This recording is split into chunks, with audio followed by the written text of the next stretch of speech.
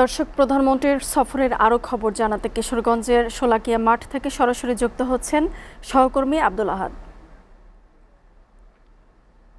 আহাদ, কিশোরগঞ্জের প্রধানমন্ত্রীর সফরের বিস্তারিত জানাবেন আমাদের।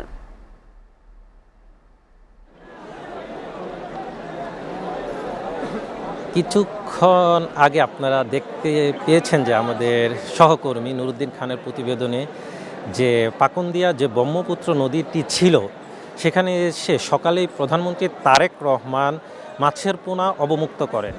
সেটি দিয়ে মূলত কিশোরগঞ্জ সফর শুরু হয় প্রধানমন্ত্রী তারেক রহমানের।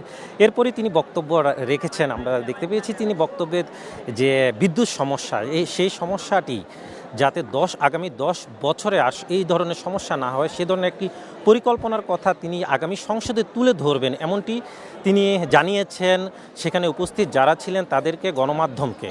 এরপরে আমরা দেখতে পেয়েছি তিনি এরপরে আরেকটি প্রোগ্রামে তিনি যুক্ত হন। এরপরেই জাতীয় মৎস্য পক্ষ যে 2026 যে শুভ উদ্বোধন করেন, সেটি ছিল কটিয়াদী উপজেলাতে জজ মাঠ যেটাকে বলা হয়, সেখানে আমরা ছিলাম।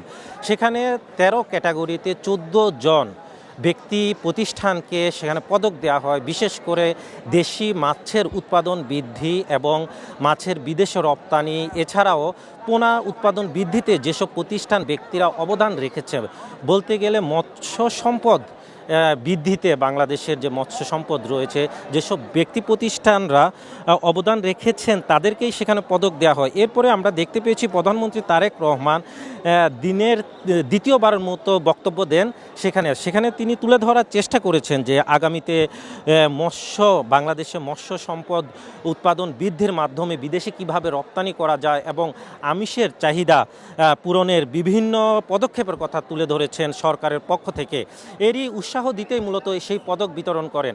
আমি এখন যেখানে আছি এটি একদম বাংলাদেশ এবং বিশ্বের অনেক মানুষ এই স্থানটির নাম জানে।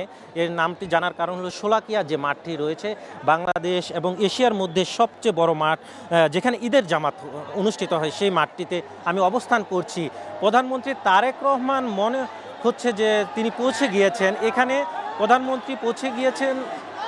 সবাই আমরা দেখতে পাচ্ছি যে প্রধানমন্ত্রীকে দেখার জন্য এখানে সকাল থেকেই নেতাকর্মীদের পাশাপাশি আমরা দেখতে পাচ্ছি যে উৎসুক জনতা, সাধারণ মানুষ অবস্থান করছেন। প্রধানমন্ত্রী এখানে তৃতীয় যে অনুষ্ঠানটি রয়েছে এখানে যুক্ত হবেন। প্রধানমন্ত্রী যুক্ত হয়ে তিনি এখানে ছাত্রদল কর্তৃক আয়োজিত বৃক্ষরোপণ করবেন, পাশেই বৃক্ষরোপণ করবেন। বৃক্ষরোপণ করার পরে পুরাতন স্টেডিয়াম মাঠ রয়েছে কিছু এখান থেকে অল্প দূরত্বে, সেখানে যাবেন। সেখানে ফ্যামিলি কার্ডের উদ্বোধন করেই তিনি কিশোরগঞ্জের যে কর্মসূচি তার সমাপ্তি ঘোষণা করবেন এবং ঢাকার উদ্দেশ্যে তিনি যাত্রা শুরু করবেন।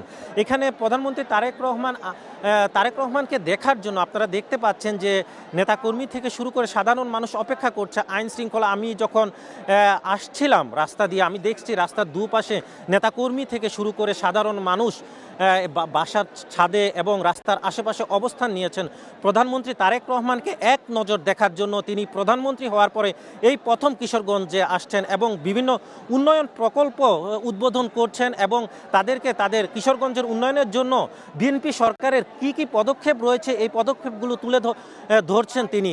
আমি এখন কথা বলবো একজন রিক্সা চালকের সাথে, কিশোরগঞ্জের একজন রিক্সা চালকের সাথে। আপনি একটু বলবেন প্রধানমন্ত্রী তারেক রহমানের কাছে আপনাদের প্রত্যাশা কি? আমি বলবো প্রথমত আমাদের নবনির্বাচিত প্রধানমন্ত্রী তারেক রহমানকে বলবো যে দ্রব্যমূল্য যে সাধারণ জনগণের ক্ষতি না হয়, তাহলে জনগণ চলতে পারে, জনগণ যাতে সুন্দর করে ক্রয় ক্ষমতার মধ্যে থাকে। জনগণ তারেক রহমানকে এনেছে দ্রব্যমূল্য, গ্যাস, বিদ্যুৎ এগুলি কমাইয়ে, যাতে আমাদের বিদ্যুৎ বিল কমাই দিলে সারা বাঙালি জাতি উপকৃত হবে, সারা বাঙালি উপকৃত হবে। সুতরাং আমি বলবো তারেক রহমানকে যে বিদ্যুৎ বিল কমিয়ে দেওয়া। যেমনটি তারা বলছিলেন, দ্রব্যমূল্যের ঊর্ধ্বগতির কথা বলছিলেন সাধারণ মানুষ। একজন রিক্সা চালকের সাথে কথা বলছি, বিদ্যুতের কথা বলছেন প্রধানমন্ত্রী তারেক রহমান। আজকে কিশোরগঞ্জ সফরের প্রথম দিনে তিনি বিদ্যুৎ সমস্যা কিভাবে সমাধান করবেন এই বিষয়টি তিনি বলেছেন, তিনি জনসাধারণ মানুষের কাছে পরিষ্কার করেছেন। এই ছিল শোলাকিয়া থেকে আমার কাছে সর্বশেষ। মুনিয়া। আহাদ, আপনাকে ধন্যবাদ।